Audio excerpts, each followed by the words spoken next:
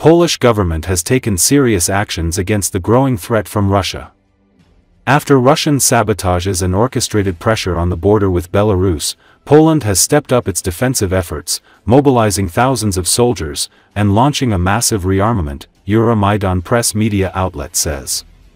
First of all, Poland has just closed the Russian consulate in Krakow after investigators uncovered evidence linking Moscow to a massive fire that destroyed a huge shopping center in Warsaw.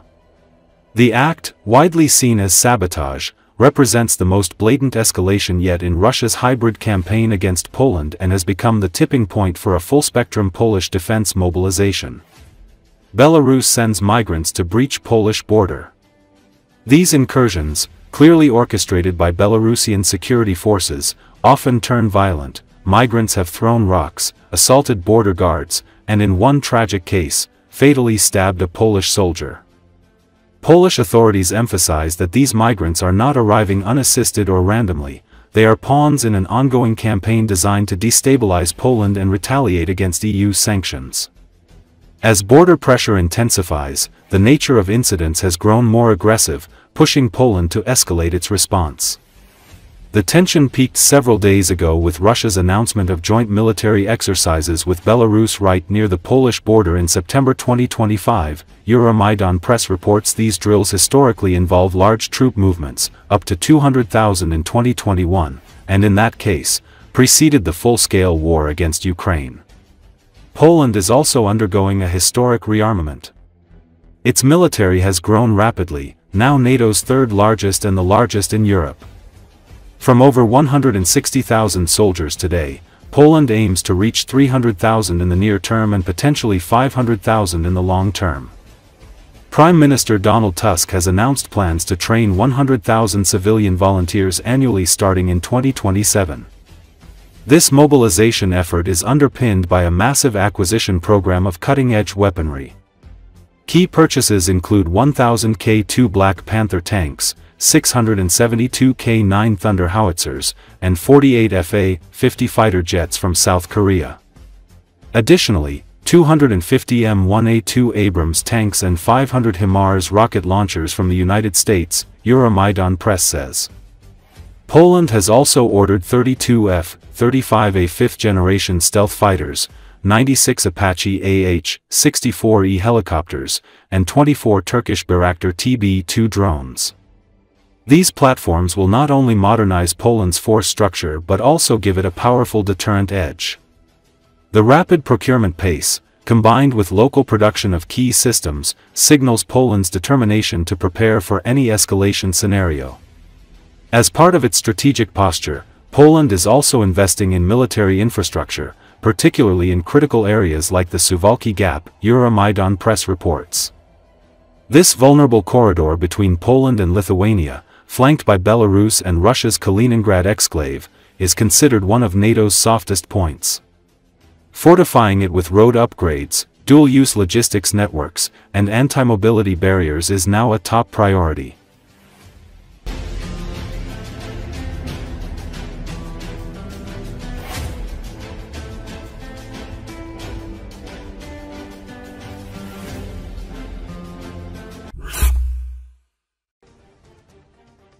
After years of publicly admiring Vladimir Putin's strong arm, US President Donald Trump has dramatically changed his rhetoric.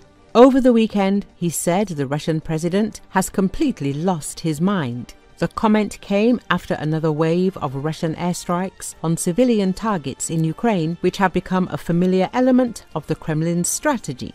But behind the dry facts is the increasingly obvious mental aggravation of Putin himself, writes The Times. According to experts, the root of this madness is the Russian president's isolation during the COVID-19 pandemic.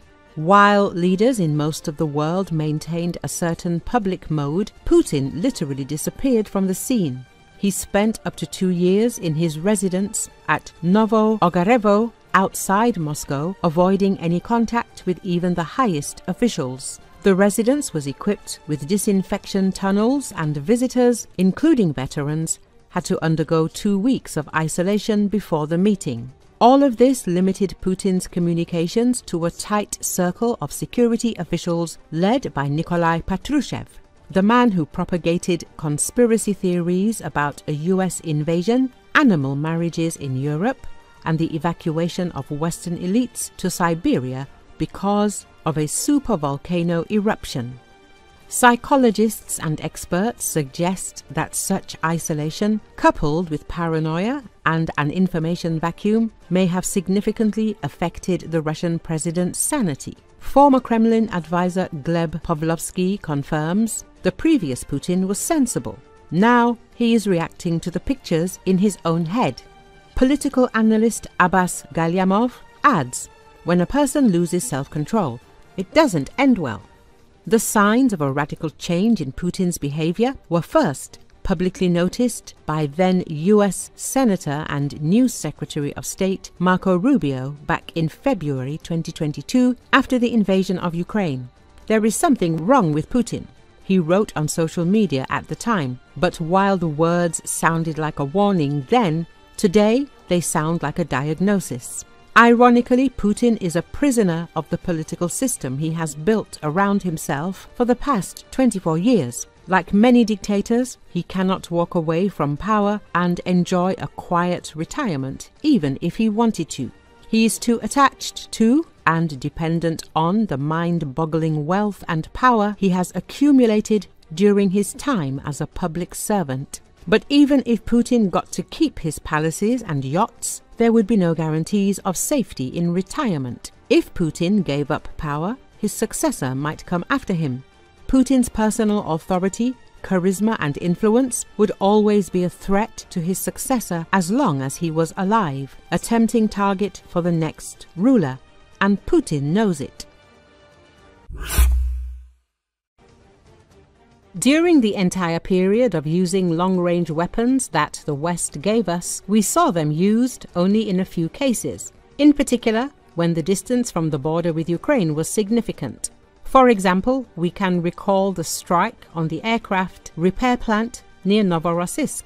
As military expert and founder of the Reactive Mail Organization of Ukraine, Pavel Norozny noted to Channel 24, most of the strikes were in the Kursk region. There has been no official announcement of the use of this weapon at maximum range. In general, it looked like each target had to be approved by our allies. If it was a target deep inside Russian territory, then only Ukrainian drones were used. But it is clear that a drone cannot cause such damage as a cruise or ballistic missile. I understand that most of the targets were confirmed, so we can count the strikes deep into Russia on the fingers of one hand, noted Pavel Narozny. It is difficult to say when Ukraine last launched a strike. For example, with ATACMS missiles. We also talk a lot about Taurus, but we have not received them yet. It is worth mentioning here that Germany has stopped publishing any information about the transfer of weapons. So the statement by German Chancellor Friedrich Merz about lifting restrictions on the supply of long-range weapons to Ukraine should be assessed critically. Moreover, he explained that the decision was made a long time ago.